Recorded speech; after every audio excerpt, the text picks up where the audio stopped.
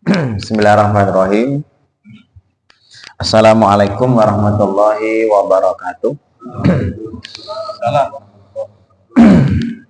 Alhamdulillah wassalatu wassalamu ala Rasulillah wa ala alihi wa sahbihi wa mawala amma ba'du. Jadi intinya nanti kita di sini ada kesempatan saling diskusi ya. Silakan yang mau ditanyakan sedetil-detilnya permasalahan-permasalahan yang berhubungan dengan bid'ah Pak ya. Cuman saya dalam kesempatan awal saya coba ingin kembali menekankan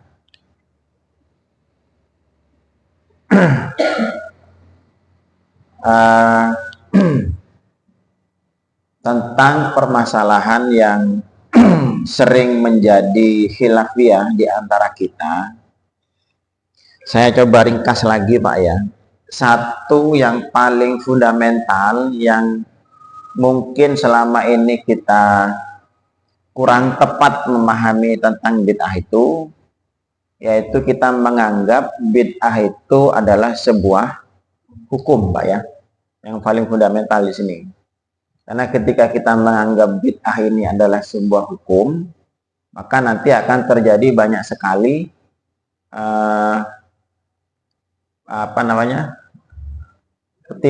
ketimpangan dalam mengambil sikap terhadap sesuatu yang baru ini Pak, bid'ah ini Pak ya. Memang nanti kan terkesan kayaknya, loh kok kita kayaknya serba boleh-boleh saja gitu kan. Karena kan ada dua kubu yang juga masing-masing ekstrim Pak ya. Yang satu kubu membolehkan segala sesuatu, istilahnya itu tasahul ya. Istilahnya itu memudah-mudahkan Pak. Pokok oleh ini boleh, ini boleh. Sampai akhirnya kebablasan menjadi kelompok yang terkenal dengan liberal Pak ya. Kelompok liberal, semuanya boleh, sepenting wis as-ahlu fi syai' al-ibahah, kata mereka kan begitu. Hukum segala sesuatu itu boleh. Akhirnya semuanya serba boleh. Sampai akhirnya tuntunan-tuntunan agama juga kebablasan. Sampai hilang semuanya Pak ya. Ada yang satu kelompok juga kebablasan juga mengatakan serba tidak boleh. Pokok tidak pernah ada di zaman Rasul. Sahabat tidak mengerjakan, tabi'in tidak mengerjakan, tabi'in tidak mengerjakan. Sudah, ini bid'ah. Semuanya bid'ah. Nah, kelompok yang terlalu ekstrim juga melarang Pak ya. Ya contoh tadi Pak Sasari bilang bagaimana tentang fenomena ini Maulid Nabi gitu ya. Hari ini kita kan ya hari Maulid Nabi ya. Bagaimana tentang bersikap yang kita lihat saja coba. Apakah Rasul pernah mengadakan? Sahabat pernah mengadakan? Tidak ada. Tabi'in juga tidak ada. Tabi'in tidak ada. Lah buat apa kita mengadakan? Kalau memang itu baik, ya mengadakan maulid itu baik, pasti sahabat sudah mengerjakan. Karena sahabat yang paling cinta kepada Rasul. Pernah dengar tidak istilah begitu Pak? Jangan-jangan antum juga berpikiran begitu. Jadi tidak semudah itu ya Pak ya, kapan kita mengambil sikap. Kalau hanya sekedar berdalil seperti itu, ya hanya sekedar berdalil Rasul tidak mengerjakan, sahabat tidak mengerjakan, tabi'in tidak mengerjakan, tabi'in tidak mengerjakan. Artinya kalau itu tidak boleh dikerjakan hanya gara-gara para sahabat, tabi'in tidak mengerjakan, lalu jadi haram, sesat, dolal, dan masuk neraka pelakunya, maka akan banyak sekali perbuatan amalan-amalan yang harus kita tinggalkan Pak ya. Kan saya contohkan kemarin, saya antum ngaji tajwid, wong takwa itu mlebu neraka kabeh Pak ya. Karena di sana kan TPQ Pak. Ngajarkan tajwid. Tanyakan apakah Rasul pernah mengerjakan? mengajarkan tajwid. Ya, sahabat apakah pernah mengajarkan sebuah majelis, forum majelis ilmu mengajar tajwid mulai sek bayi, sek kecil, kelas TK, SD, atau tabiin tidak pernah ada, Pak. Kalau memang itu baik, harusnya mereka mengerjakan. Laukana khairan ma sabaquna ilaihi, kan begitu dalilnya biasanya kan. Seandainya itu baik, tentu para pendahulu kita sudah mengerjakan. Kan tidak bisa kita sekedar berdalil begitu, Pak. Ya, tidak bisa kita berdalil seperti itu. Karena yang namanya dalil itu kan banyak. Al-Quran dan hadis-hadis Nabi itu tidak mengajarkan kita permasalahan teknis, Pak. Ya, paham ya di sini ya. Al-Quran dan hadis-hadis Nabi Sunnah itu tidak ngajari kita permasalahan yang sifatnya teknis. Tidak ada, Pak. Kalaupun ada, sangat sedikit, Pak. Ya. Contoh perintah sholat, aqimus sholat. Ya. Teknisnya di sholat, di Quran tidak ada, Pak. Bahkan di hadis pun perintahnya pun kadang masih umum. Shollu kama ra'aitumuni usolli, selesai. Ya. Teknisnya masih detail, masih kurang detail, Pak. Makanya kalau kita sekedar berdalil, kita harus kembali kepada Al-Quran dan As-Sunnah, saya tidak bisa seperti ini, Pak. Bukan salah ya, dan memang kita harus kembali kepada Al-Quran dan Sunnah, tapi jangan berhenti di situ. Karena saya yakin begini ya, kelas kita lah bahasanya, jangan kita di sini, Pak ya. Kita terlalu jauh, Pak.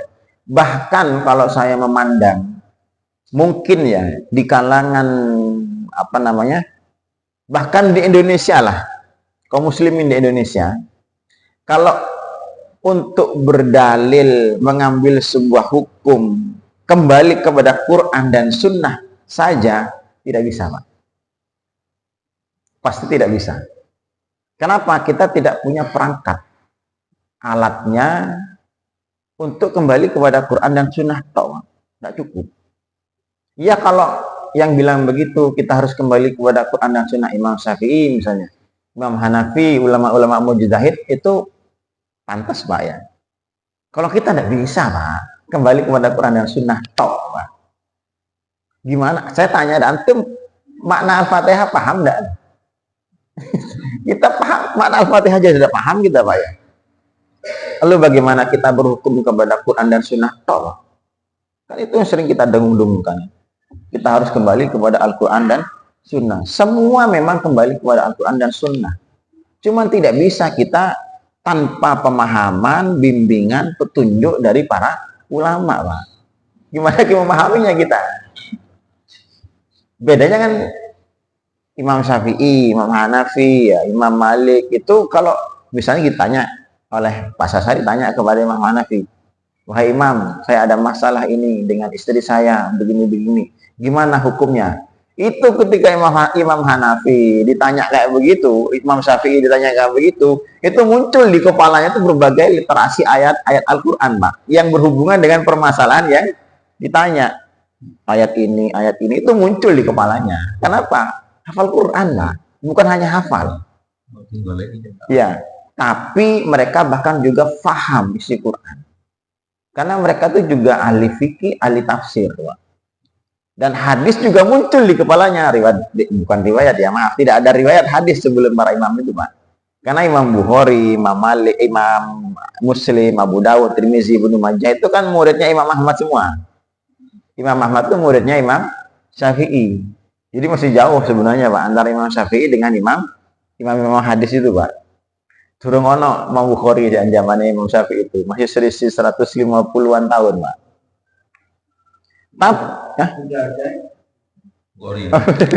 Jadi muncul, Pak, di kepalanya itu isinya, hadisnya, dalilnya ini dan itu. Mereka bisa, belum lagi mereka paham logat Arabnya juga, bukan hanya sekedar bisa nahwu shoroh, Pak. Kalau sekedar nahwu shoroh bisa dan nututi, tidak cukup untuk belajar untuk mengambil Quran. Apalagi kayak kita gitu loh, Pak. Kan kita sering pakai slogan kita harus kembali kepada Quran dan Sunnah. Antum dikasih masalah kembali Quran dan Sunnah, selesai, bingung antum. Gimana makna ayat ini gitu? Pasti bingung. Nah, di situ saya katakan di sini kita perlu bimbingan ya para ulama ya. Yang sambung menyambung, Pak. Tetap butuh bimbingan para ulama. Jangan hanya mentang-mentang kita hanya ingin berdasarkan Quran dan Sunnah. Lucu jadinya, Pak. Kalau udah percaya coba aja antum kembali kepada Quran tanpa bimbingan para ulama loh ya. Pokoknya ayatnya yang ini buninin. Jadi bisa kacau jadinya, Pak. Kita memahami ayat itu kan hafal 30 juz yonda ya. Jangankan kalaupun hafal, maknanya juga tidak tahu kita, Pak. Ya, hadis juga kita hafalnya berapa ribu hadis cuman ya. Tidak sampai jutaan, Pak ya. Kalaupun hafal hadis, kita bukan hafal hadis, itu hafal matan hadis. Saya kasih contoh beginilah fenomena di fikih itu, Pak ya.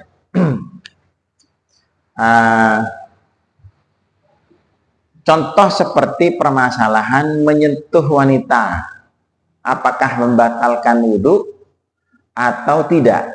Antum pendapat yang mana? Ngikuti pendapat yang mana antum?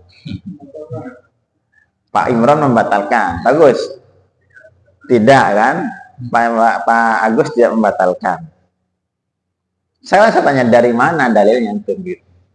Sama-sama saya keluarkan dalil. Mengatakan batal harus pakai dalil, mengatakan tidak batal harus pakai dalil, Pak ya. Itu saja kita kan padahal ayatnya satu gitu, Pak. Ya, kalau surat Al-Maidah aula mastumun nisa.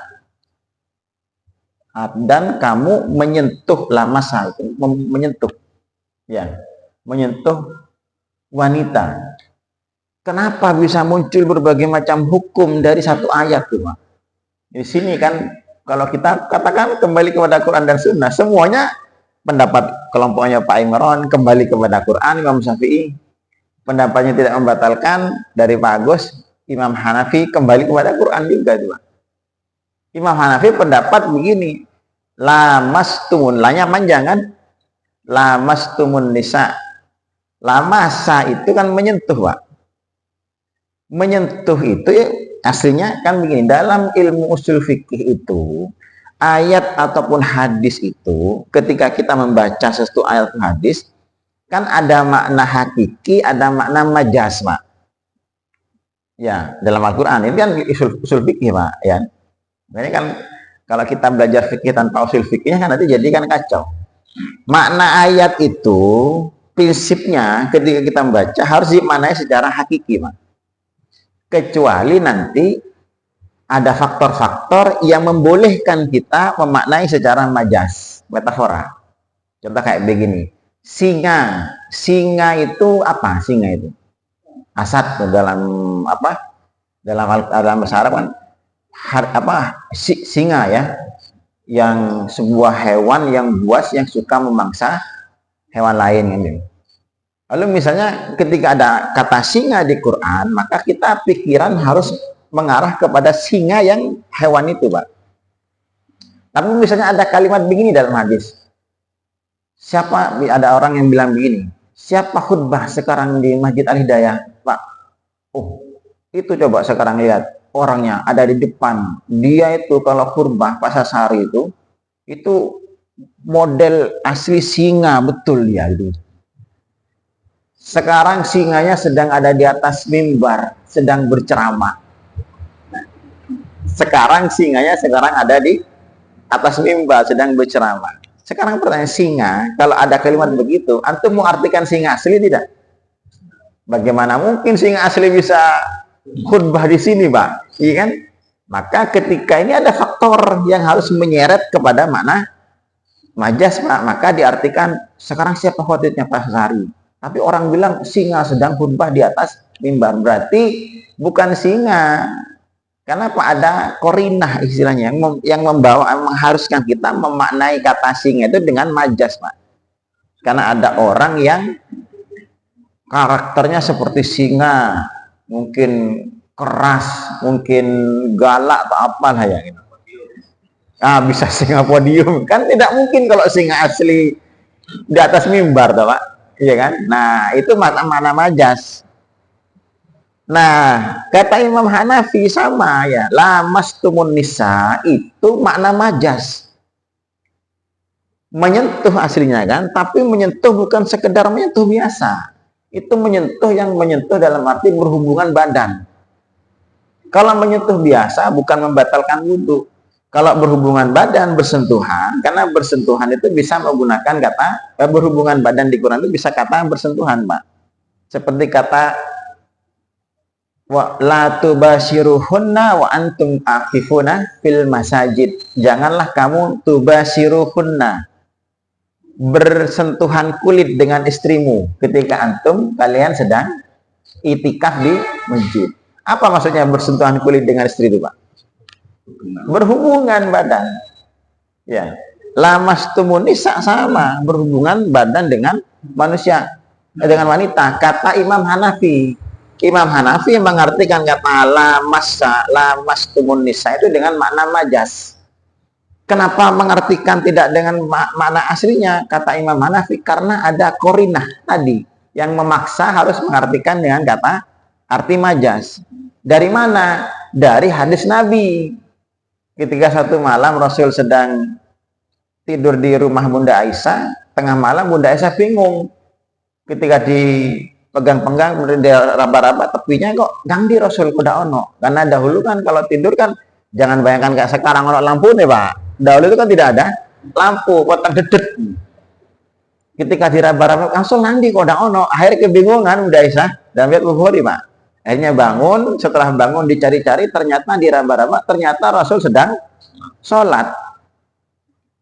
Nah, ketika Rasul sholat, dipegang oleh Bunda Aisyah, ternyata Rasul tidak membatalkan sholatnya, dan Rasul meneruskan sholatnya. Artinya kan tidak batal, Pak. Iya kan?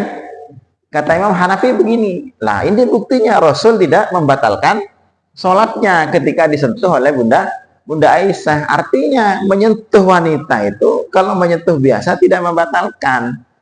Nah, lamasa itu berarti bersetubuh. Makanya di mazhab Hanafi bersentuhan dengan wanita tidak membatalkan wudu kecuali berhubungan suami istri. Di mazhab Hanafi begitu, Pak. Boleh tidak menafikan begitu? Boleh. Imam Syafi'i beda lagi. Kata Imam Syafi'i, hukum asal makna kata dalam Quran harus dipahami dengan hakiki. Kata Imam Hanafi, kata Imam Syafi'i. Makanya lamastumun nisa itu yang menyentuh, Kok sekedar menyentuh sudah. Tunggu dulu Pak, dengarkan dulu ya. Kita hanya sekedar mengambil contoh nih Pak ya. Bukan masalah menyentuhnya Pak ya, tapi masalah mengambil metode hukumnya Pak, metode mengambil hukumnya. Coba dipahami dengan baik agar terjadi keluasan kita nanti berpikir. Imam Syafi'i tadi mengatakan pokok makna hakikinya lamasa itu menyentuh saja. Maka kapanpun dia bersentuhan dia batal. Karena ayatnya kan lamastumun nisa. Gitu. Terus gimana dengan hadis Bunda Aisyah tadi yang menyentuh Rasul, tapi Rasul tetap melanjutkan sholatnya. Kata Imam Syafi'i begini, itu kan hadisnya Bunda Aisyah menyentuh Rasul ketika Rasul sedang sholat. Ya. Yang cuman masalahnya, yang disentuh itu apanya? Kan tidak ada keterangan di hadis itu. Kalau disentuh-sentuh badannya, kering, kan ada pembatas. Pakai baju, ya kan? Kan tidak ada keterangan bersentuhan kulit di situ.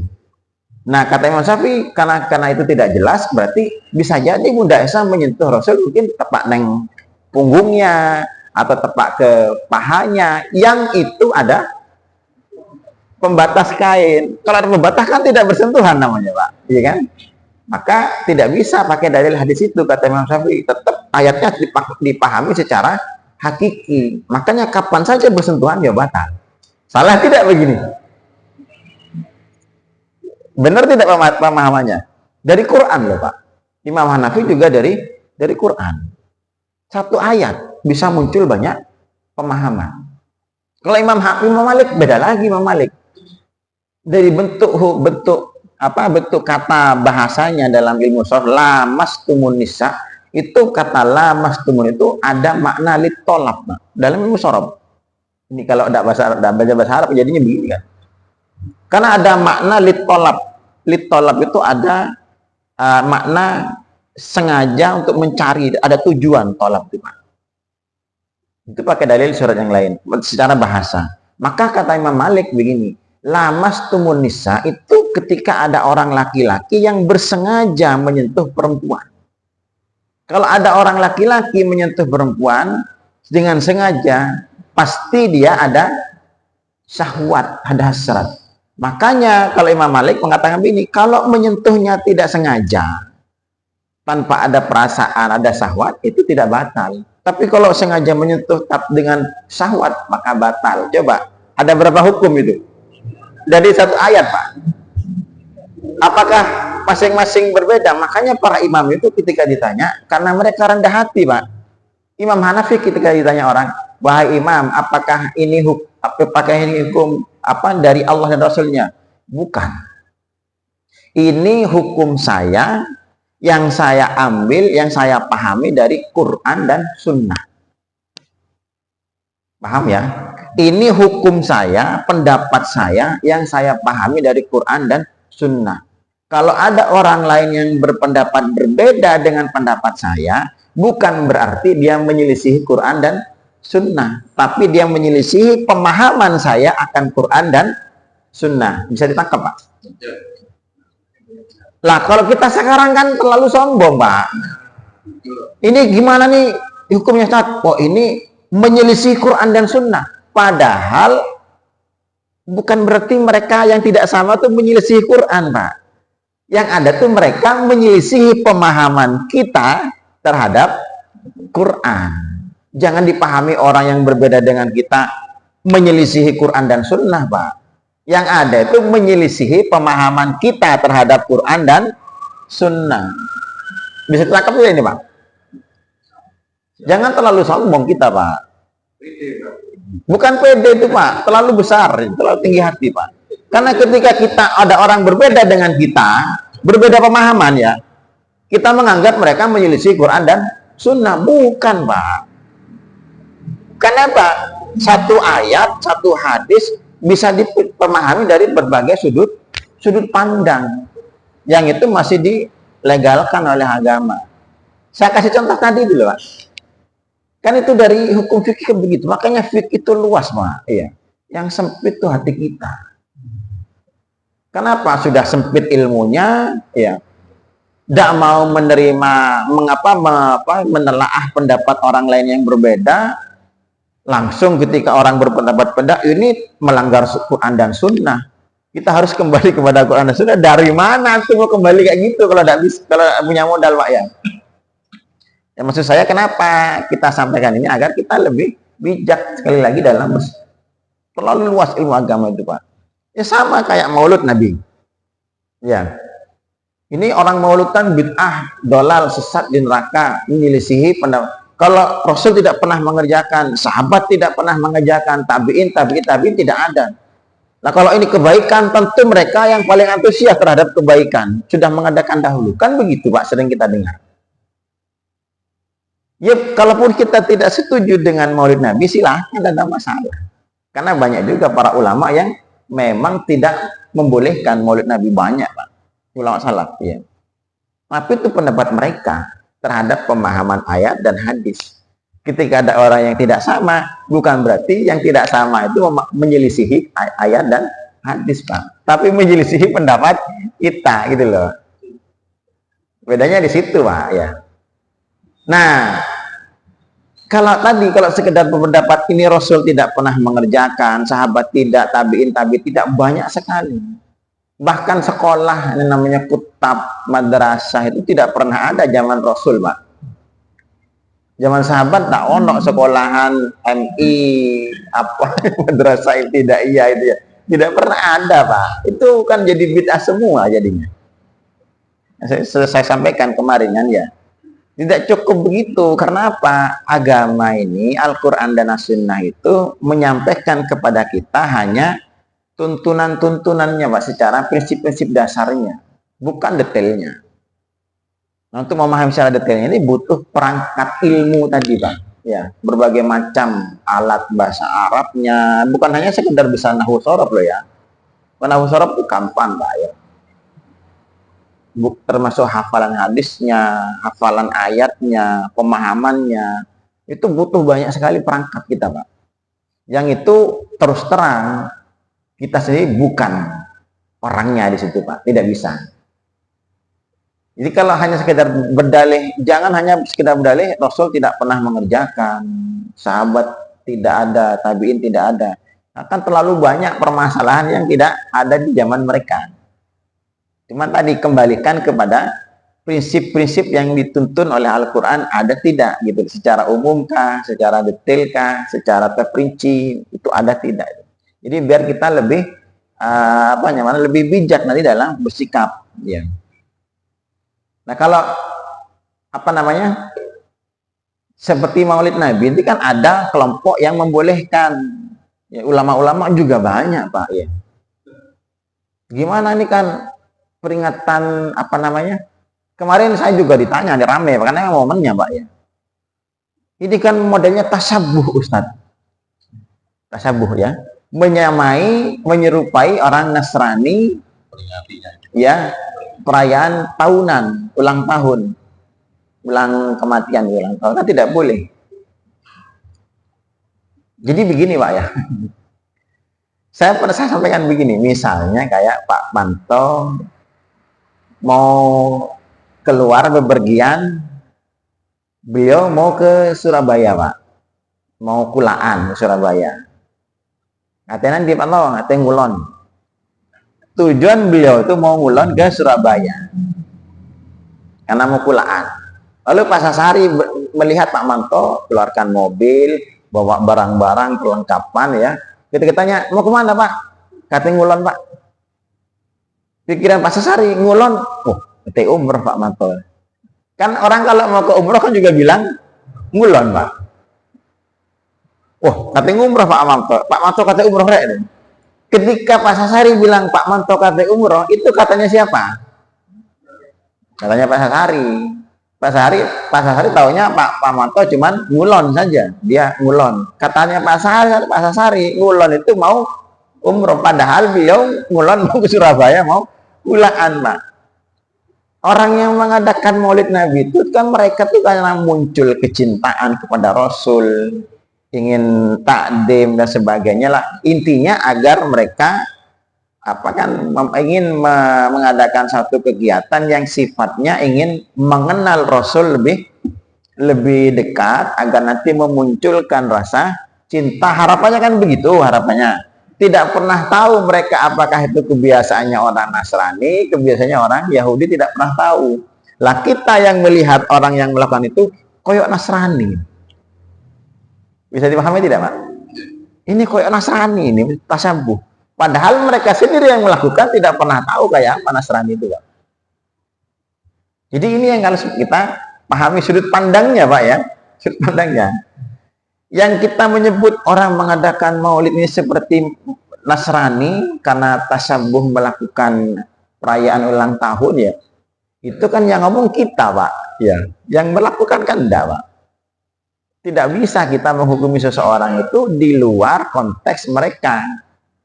Makanya harus kita tabayun dulu, Pak ya.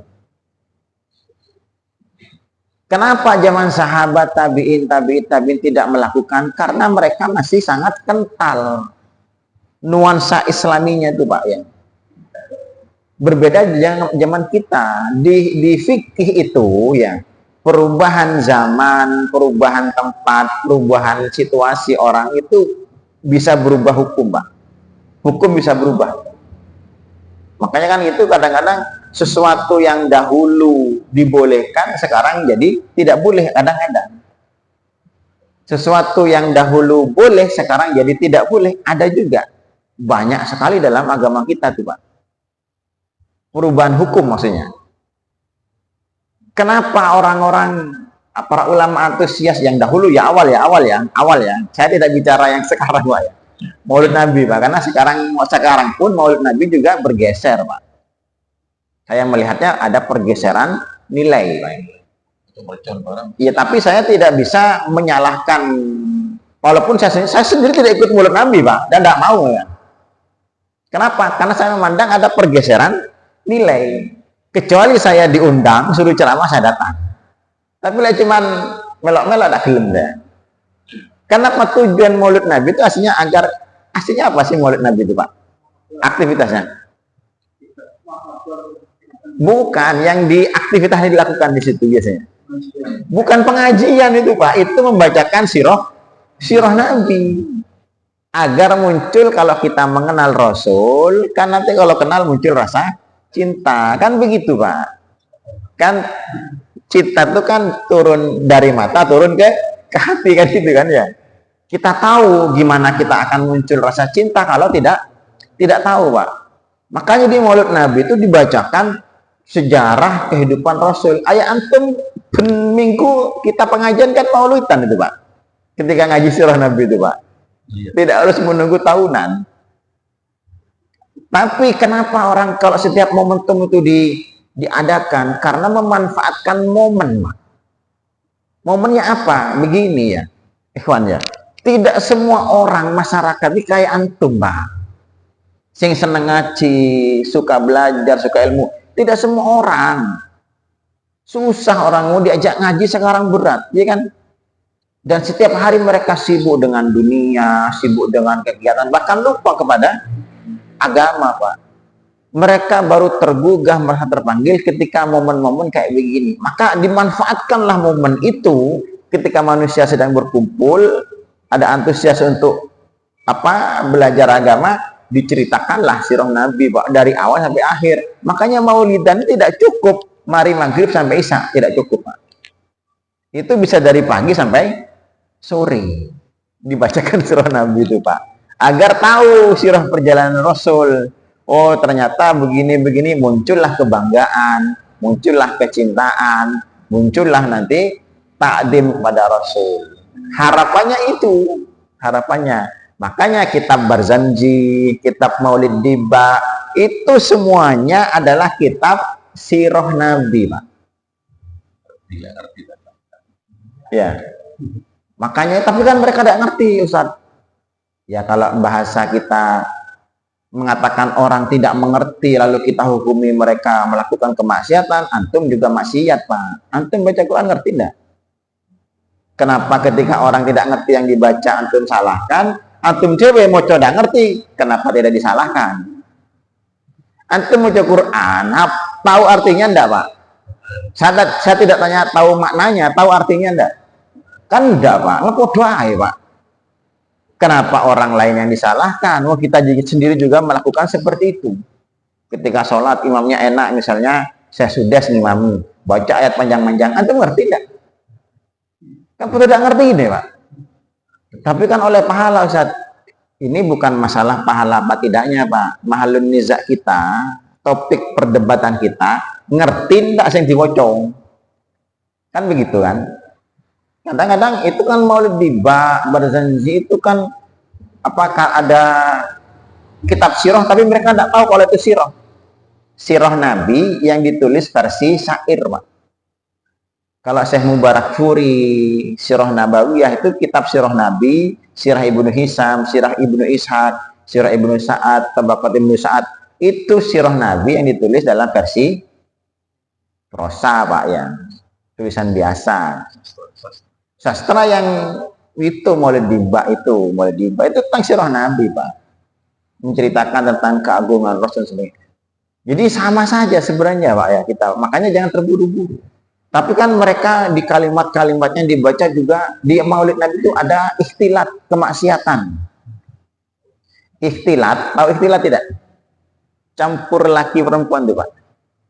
Ikhtilat itu mau diadakan di acara Maulid Nabi, mau di kantor, mau di kampung. Ketika ada ikhtilat itu hukumnya apa? Haram hukumnya Pak. Ikhtilat itu dimanapun ikhtilat itu hukumnya haram. Ketika acara Maulid Nabi ada ikhtilat, jangan salahkan acaranya, salahkan ikhtilatnya. Yang ngadakan Maulid yang tidak ikhtilat. Jangan digebuyah-uyah begitu. Biasanya kan kadang-kadang campur gitu ya. Ini saya bukan membela orang yang Maulid Nabi, Pak ya. Saya berbijak secara adil lah. Karena terus terang saya sendiri tidak ikut, Pak. Karena saya memandang ada pergeseran nilai. Seandainya di situ ada yang saya kira itu ada sesuatu yang bisa mendekatkan kita ke Rasul, maka saya akan ikuti. Maka saya akan maulidan setiap minggu, Pak. Baca sirah Nabi itu, Pak. Nah, versi juga di kalimat-kalimat teks syairnya ada kesirikan-kesirikan. Antum tahu tidak yang mana ada kesirikan? Podo ae, Pak, meredak roti pisan, Pak, jare-jare pisan. Jangan pakai tembung jare, Pak ya. Itu kan kalimatnya mengagungkan Rasul, anta syamsun, anta badrun, anta nurun fawqa nur. Kan gitu kan ya? Engkau adalah matahari, engkau adalah rembulan, kalau cahaya di atas cahaya. Jangan berarti melebihi Allah. Garai tidak ngerti, Pak. Iya. Kita ini tidak paham, tapi merasa paham, akhirnya kacau. Tidak tahu merasa tahu, akhirnya diberitahu tidak mau. Kalau bahasa syair itu jangan dipahami seperti bahasa teks pidatonya kepresidenan, Pak. Beda, Pak ya. Puisi, syair itu bahasanya tidak baku. Karena harus menyesuaikan dengan apanya itu biasanya itu. Suaranya ya. Aku adalah tulang-tulang berserakan. Kan gitu Karawang Bekasi itu, Pak. Jenenge aku tulang berserakan kan mati. Tapi kenapa masih bisa ngomong? Tidak bisa. Kita saja, Pak, antum ya. Ketika antum cinta kepada istri antum dahulu waktu si pacaran misalnya, Pak. Gimana kan? Wajahmu selalu terngiang-ngiang di wajah di kepalaku. Ibarat rembulan kan? Apalah tambah error lagi, Pak ya. Engkau adalah belahan hatiku, belahan hati dari mana? Lah mati lah di belah hatinya, Pak. Tapi kenapa bahasa syair, bahasa puisi? Nah itu satu, itu bahasa prosa puisi, Pak. Kalaupun ada penyimpangan, anta samsun, anta badrun. Antum hafal enggak, Pak? Di bab itu, Pak. Saya sedikit hafal, ya. Soal dulu tukang bagian di bab, Pak. Pak Imron apa, Pak? Ya kita tidak membela, Pak. Saya sih tidak akeh sing lali ya, Pak ya. Itu semuanya teks sirah Nabi, Pak ya. Sing mimpin soalnya, Pak, sing mimpin biasanya. Ini kan anta samsun, anta badrun. Kau adalah matahari, kau adalah badrun, bulan, Pak ya, purnama. Ini kan syirik, ini menyamakan Rasul, tidak syirik, Pak, itu, Pak. Karena Allah sendiri yang memberi sifat Rasul itu sebagai matahari dan rembulan di surat Al-Ahzab.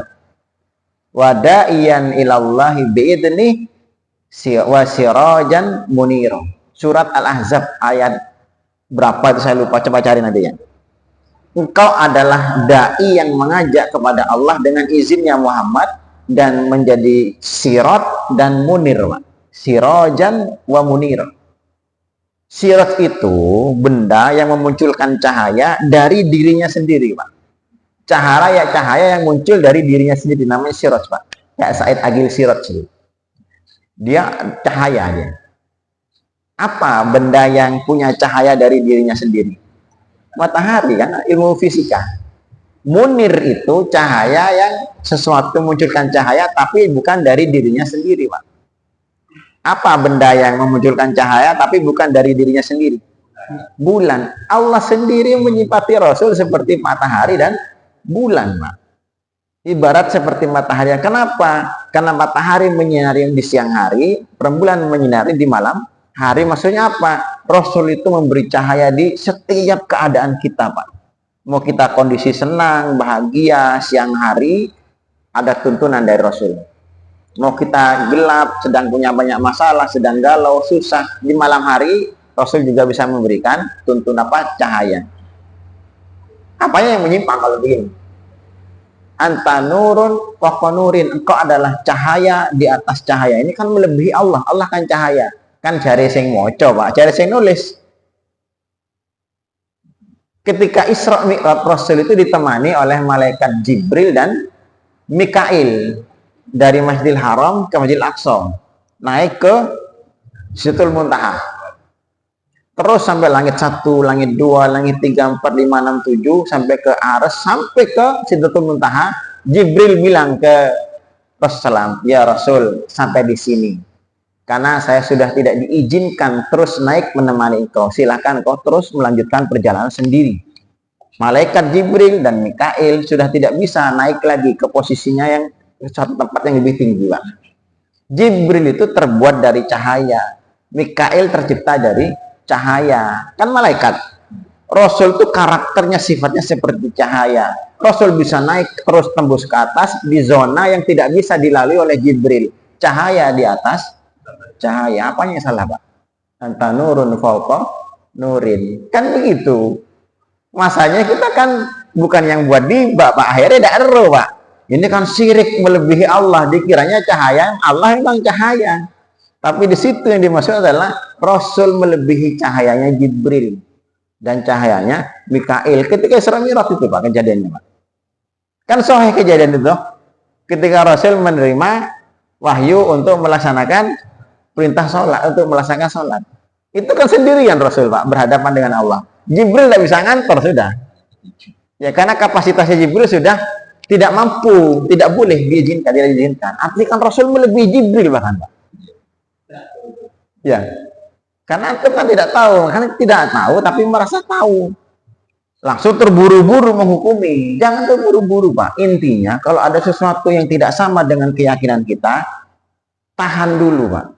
Jangan langsung kita vonis ini sesat, ini bid'ah. Kenapa? Bisa jadi ya ini menyelisih pemahaman saya, mereka punya pemahaman lain yang kita tidak ketahui. Itu begitu, Pak. Dan sangat banyak kayak begitu, ya. Jadi enak kita. Apalagi? Ya.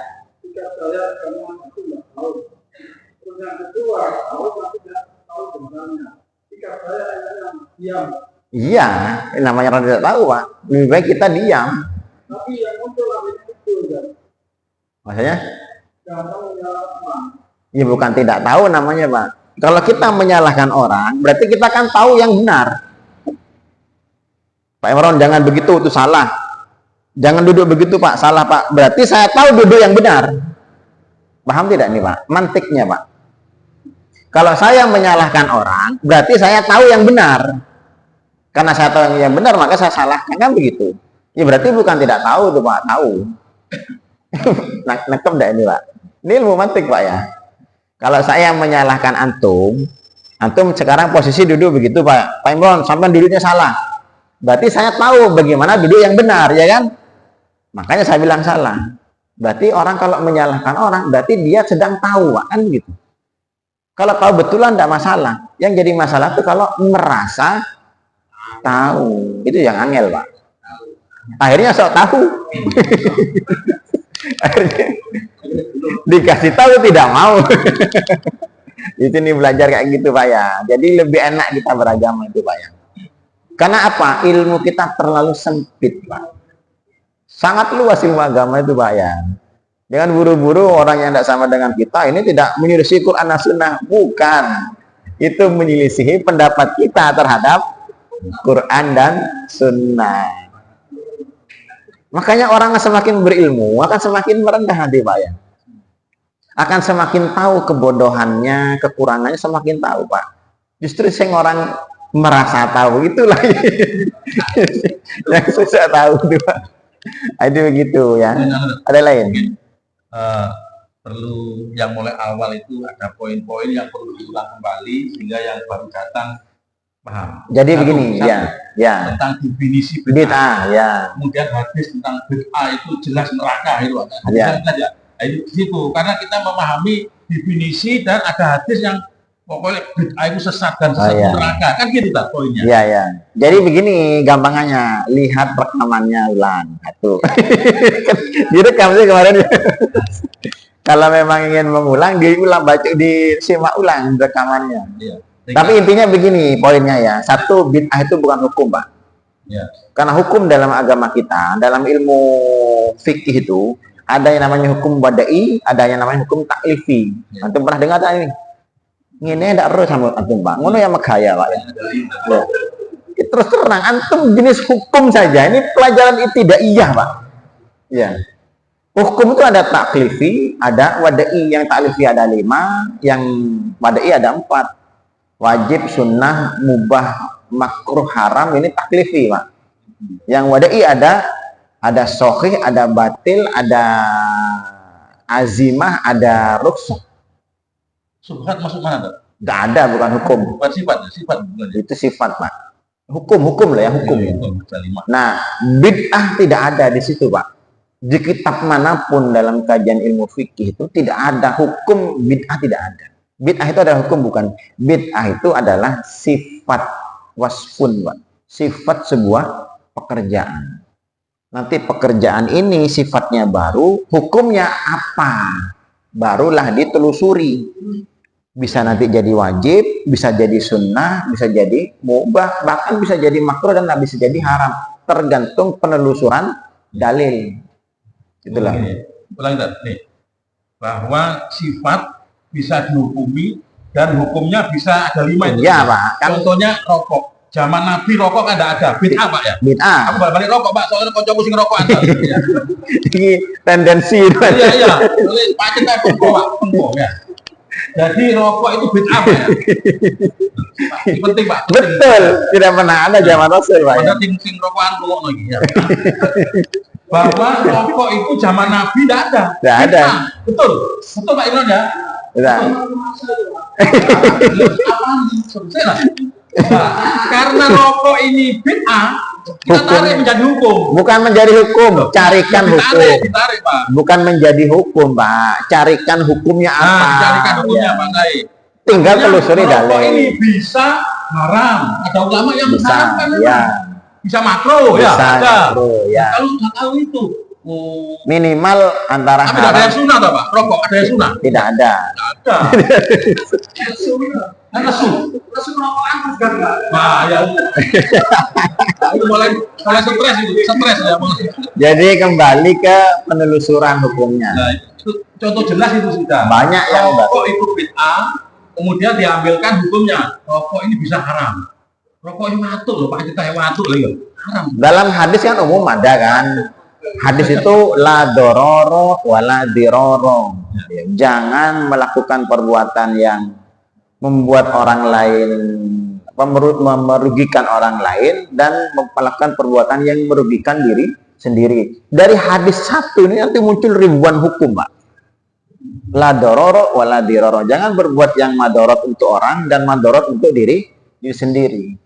Nah, rokok bisa masuk di dalamnya karena dia memadorotkan diri sendiri, karena sing gawe rokok kan jelas mengatakan itu merusak kesehatan. Ya, salah satunya di situ muncul. Tapi mencela orang juga masuk la dororo sama diroro, Pak. Antum mengamalkan sunnah tidak rokokan karena kita ini hukumnya makruh. Saya mau mengamalkan sunnah anti rokok. Tapi antum suka ngiloi wong sing rokokan, Pak. Itu tidak nyunnahnya di sini, Pak. Oh iya. Masuk dodolan barang apa ya? Dodolan. Melarang rokok dodolan.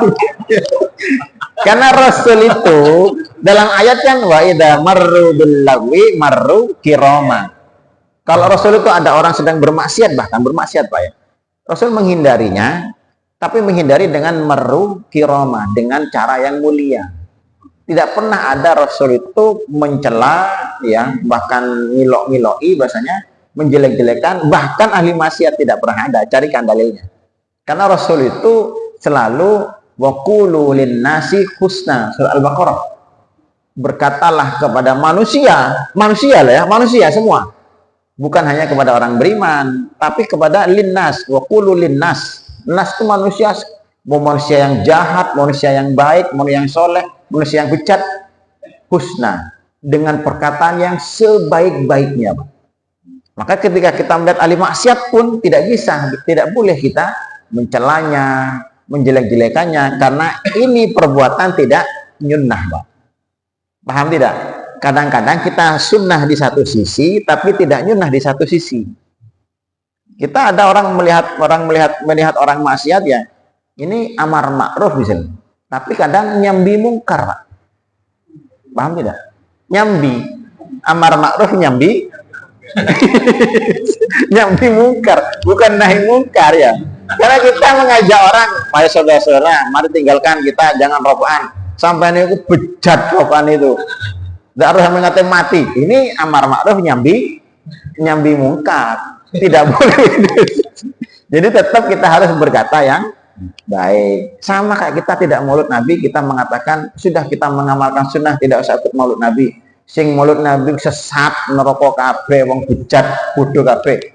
Tidak maulud nabinya, tidak ikut maulud Nabi untuk mengikuti sunnah, tapi gaya bahasa antum yang kasar itu tidak mengikuti sunnah, Pak.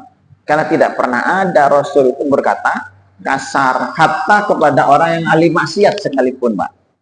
Ya, jadi apalagi cuman kepada saudara kita yang berbeda khilaf dalam permasalahan istinbat hukum. Jadi harus kita benar-benar jaga. Ya, sunnah itu kan bukan hanya di perbuatan, mengikuti Rasul itu Pak, tapi di cara bicara, bahkan pola berpikir juga harus mengikuti sunnah. Jadi harus komprehensif begitulah Pak ya. Rokokan memang haram Pak ya. Kalau tanya ke saya, antum hukumnya ya haram Pak ya. Haram tadi? Ya haram. Saya tidak mengatakan makruh. Saya ikut pendapat yang rokok itu haram jelas. Ini namanya haram dalam ilmu usul fikih itu. Hukum haram itu apa?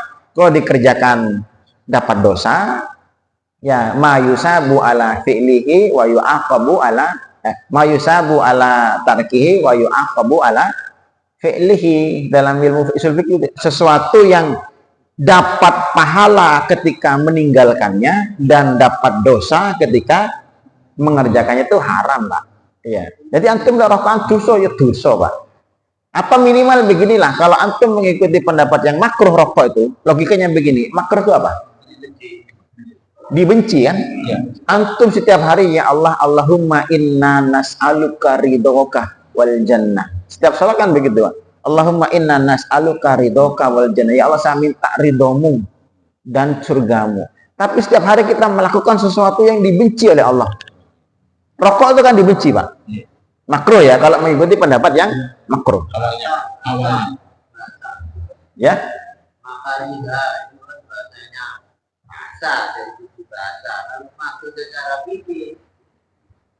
Ya, makruh secara fikih kan dikerjakan tidak apa-apa, ya, ditinggalkan dapat pahala, ya kan?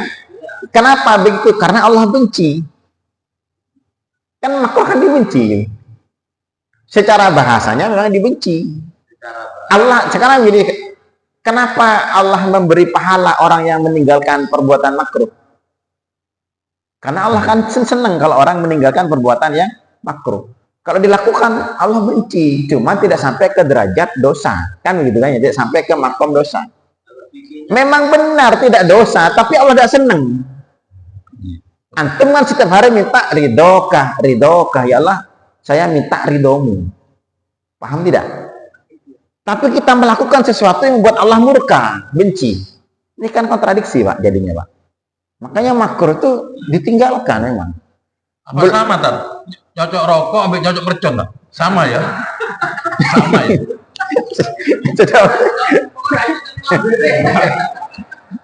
Jadi intinya membuat hal-hal yang kalau dalam surat Al-Baqarah wala tulqu bi aidikum ila tahluka. Jadi janganlah jurumuskan dirimu ke dalam kebinasaan. Tidak boleh kita melakukan suatu perbuatan yang merusak diri kita. Ya. Ya. Jadi begini, tujuan berarti kan niat, Pak. Niat itu nomor 2. Yang pertama itu adalah caranya. Niat itu belakangan, Pak, bukan pertama niatnya. Karena walaupun niatnya bagus, tapi kalau caranya tidak bagus, maka tetap salah, Pak. Iya, makanya tidak boleh. Niat itu nomor 2, Pak. Jadi kayak beginilah. Niat itu bukan pertama ya. Caranya dulu kita benarkan, Pak. Cara kita dulu, benar tidak yang kita lakukan. Kalau sudah benar, baru pasang niat. Sebab kalau niat hanya beralasan dengan niat, nanti kacau hukum agama, Pak. Sekarang begini, orang utang riba itu Ada yang dipaksa atau kebanyakan ridho sama ridho, Pak? Ridho sama ridho. Ya kan? Kalau utang riba ridho sama ridho hanya karena ridho lalu jadi halal, lalu hukum riba kacau, Pak. Saya kasih ke contoh yang lebih rodok ngawur bisa, Pak. Maaf ya, saya ke contoh rodok ngawur. Maaf ya. Orang datang ke pelacur, ridho sama ridho tidak? Sing wedok ridho oleh duit, sing lanang ridho dapat kepuasan. Iya tak? Apakah karena niatnya ridho sama ridho lalu jadi halal? Orang macur. Nah kan, caranya salah. Rokok juga sama, Pak. Kalau tujuan untuk menyenangkan orang, kenapa harus rokokan? Kan tujuan rokok, bisa langsung sedekahkan saja antum uangnya. Ya kan, ini Pak, duitnya Pak. Aku ada rokok, itu rokok jane, ndak wis gak ada tuku duit tak kena sampean. Jawabane ono ae ta, sing sering rokok ono. Temu dia bisa lah, ya. Untuk kondi kan. Enggak, jadi emang begitu, Pak.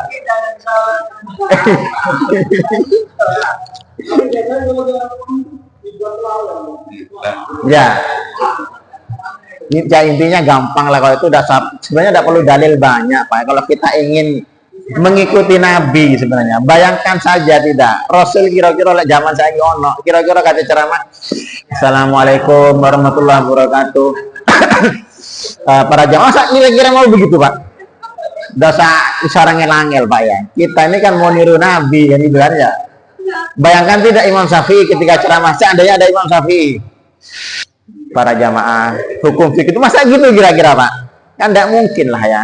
Jadi jangan terlalu berlebihan lah. Yang pasti ya tidak bagus juga aja lah. Entah makruh, entah haram. Tapi yang pasti tidak ada yang sunnah. Ya tidak ada yang sunnah, apalagi wajib. Sudah, Pak. Itu ya. Monggo. Ini termasuk dolar apa gimana? Asal satu bagi ini Pak. Untuk menambah dasarnya di luar waktu sholat, belum sholat itu saya dengan bahasa Indonesia, dengan bahasa yang saya mengerti, saya membuat ya Allah kembali memberi ya Allah terima kasih ibadah sholat kali ini. Boleh, Pak, kan memang diajarkan. Makanya kan doa tadi kan, Allahumma inna nas'aluka ridhaka wal jannah, kan memang diajarkan dibaca setiap habis sholat. Ada itu, Pak, doa, Pak. Itu bila Eropa itu iya sama, itu doa pagi petang bahkan, Pak. Itu bila Eropa. Boleh, sebelum boleh, tidak ada masalah. Di dalam waktu sholat kan karena sholat itu tauqifi, Pak. Sholat itu tauqifi. Tauqifi itu build up, Pak. Kalau orang beli kendaraan build up, jadi tidak boleh dimodif. Khusus di sholat dari takbir sampai salam itu.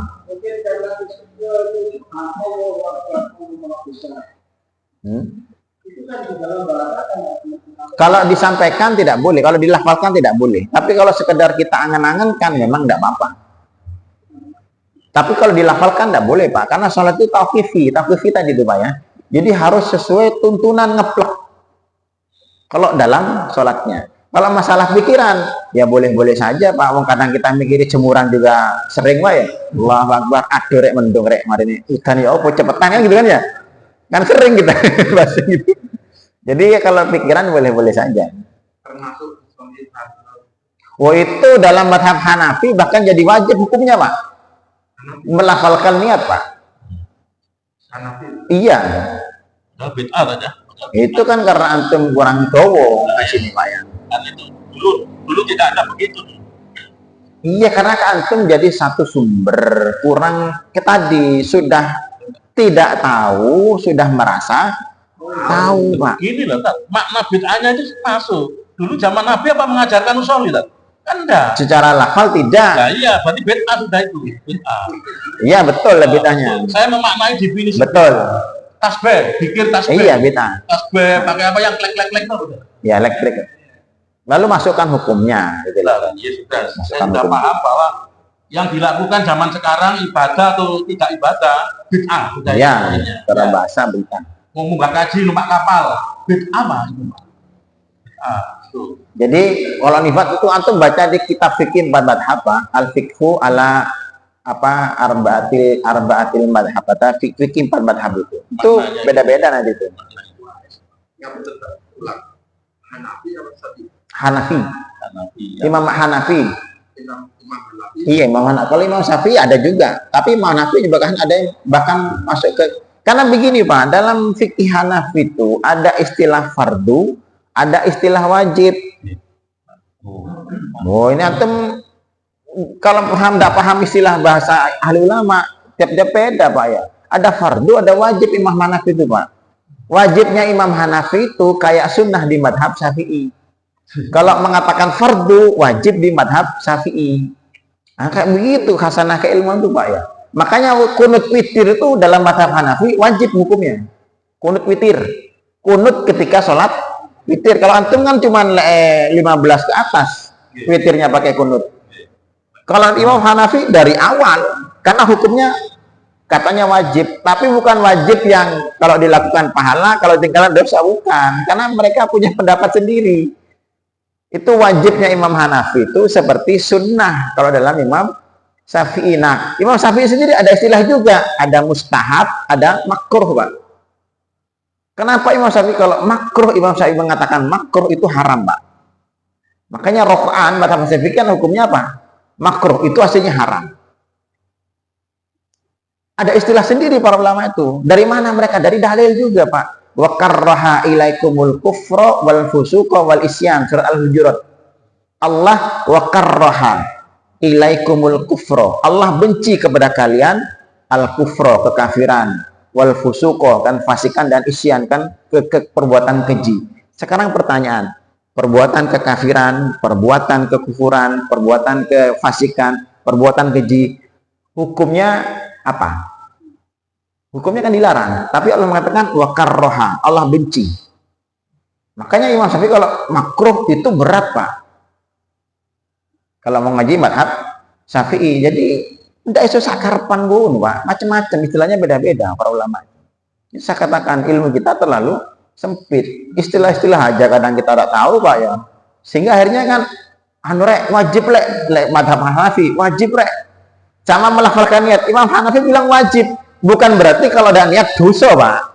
Maksudnya usolli fardhos subuhi rokaatain, kan kalau Imam Hanafi kan harus dilafalkan, mengatakan wajib, itu artinya sunnah Pak, kata Imam Hanafi. Makanya di mazhab Syafi'i juga menjadi sunnah ya, afdoliyah. Di mazhab Hambali yang tidak dilafalkan, hanya di dalam hati. Di mazhab Maliki bahkan afdoliyat Pak, keutamaan untuk mengikrarkan niat itu. Boleh-boleh saja. Nah, antum taunya satu sisi, belajar satu sisi, setelah orang berbeda dengan antum dicap sesat. Iki sing masalah Pak ya. Ya Pak.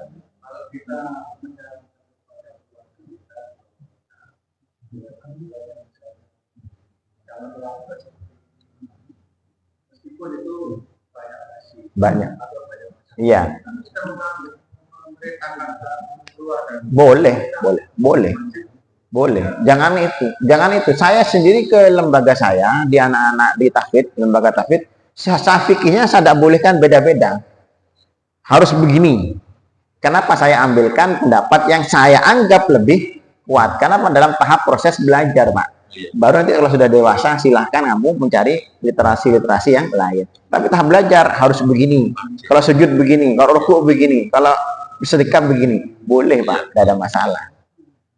Makanya di Muhammadiyah kan ada tarjih untuk meminimalisir di internal perbedaan, di internal loh ya, tarjih Pak. Walaupun sebenarnya kan dalam istinbat satu hukum itu, kalau sebelum tarjih itu ada namanya thoriqul jam'ih Pak.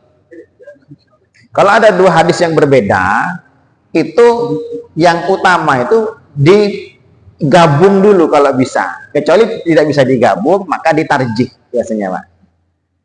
Tapi langsung tarjih boleh saja, tidak ada masalah. Tarjih. Kita karena kita punya dan instan sok tahu tapi tidak luar. Dari prinsip kita karena ini kurang, tidak ambil yang kita lakukan, kita gunakan yang kita lakukan. Gimana? Tidak, maksudnya tidak. Yang karena kita kurang itu, akhirnya kita paham di antara cuma. Iya. Tidak ada masalah Pak. Karena memang boleh kita seperti itu. Karena kan kita tidak punya kapasitas untuk menelusuri dalil kan. Maka ketika taklid kan haram katanya kan ya. Kalau antum punya kapasitas untuk menelusuri dalil. Kalau antum tidak punya kapasitas, tidak punya kemampuan, boleh taklid. Ya lihat dulu orangnya, tapi jangan sembarangan. Jadi bukan taklid itu kita tidak boleh taklid mutlak harus pakai dalil. Iya kalau bisa memahami dalil, Pak. Kalau untuk orang-orang awam yang tidak pernah ngaji, tidak pernah sekolah, kan mereka apa kalau tidak taklid? Aku melok Pasasari, nyentuh Pasasari, boleh, tidak ada masalah. Boleh. Tapi nanti antum sambil terus begitu proses, Pak, terus upgrade. Saya melakukan begini, opo ya dalilnya, yuk coba ditelusuri. Untuk tahap awal silahkan taklid, tidak ada masalah. Jadi tidak mutlak tidak boleh taklid itu, Pak ya.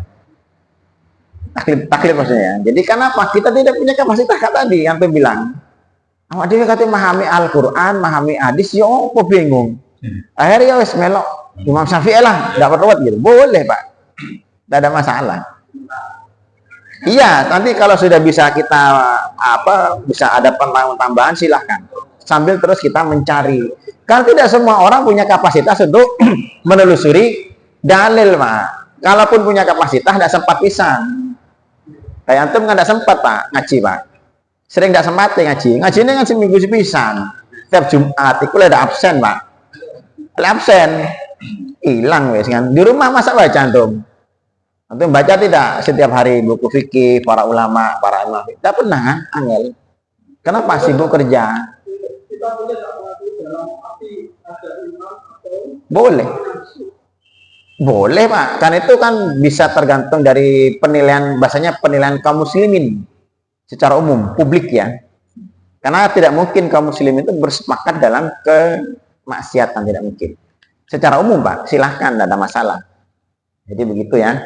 Memang luas Pak ya, tapi saya sarankan intinya janganlah terburu-buru, gegabah untuk mensikapi seseorang yang tidak sama dengan kita anggap dia sesat, salah, tidak boleh, jangan terburu-buru. Kenapa? Pahami, sadari kita terlalu sedikit ilmunya Pak. Karena memang sedikit ilmu kita Pak. Bukan ahli ilmu yang mujtahid kita. Sangat jauh ya. Jadi biar lebih bijak nanti dalam bersikap. Sementara itulah ya. Mudah-mudahan nanti kita bisa ganti tema dulu sementara ke materi kita Maulid Nabi dulu. Oh monggo Pak. Maaf ya monggo terakhir. Kasihan ini orang nanggung monggo.